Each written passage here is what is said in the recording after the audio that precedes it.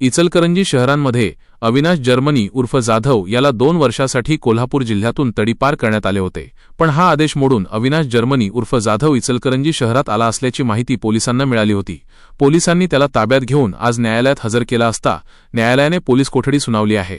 इचलकरंजी शहरांमध्ये जर्मनी टोळीवर विविध प्रकारचे गुन्हे दाखल आहेत। यातील अविनाश जर्मनी याच्यावर खून, मारामारी, खंडणी असे वेगवेगळ्या स्वरूपाचे गुन्हे दाखल आहेत।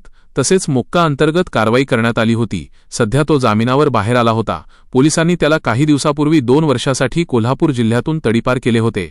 पण या आदेशाला झुडकरून अविनाश जर्मनी उर्फ जाधव हा इचलकरंजीत आला असल्याची माहिती पोलिसांना मिळाली होती। पोलिसांनी त्याच्यावर पाळत ठेवून त्याच्या राहत्या घरातून त्याला आज ताब्यात घेऊन न्यायालयात हजर केलं असता न्यायालयाने पोलीस कोठडी सुनावली आहे। जर शहरामध्ये तडीपार आरोपी परत येत असतील तर नागरिकांनी बिनदिक्कतपणे पोलिसांना संपर्क करावा।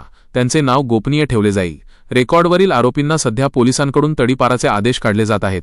कुणाला जिल्ह्यातून तर कुणाला तालुक्यातून हद्दपार केले जात आहे। आज अविनाश जर्मनी उर्फ जाधव याला पोलिसांनी ताब्यात घेऊन त्याच्यावर गुन्हा दाखल करून त्याला आज न्यायालयात हजर केले।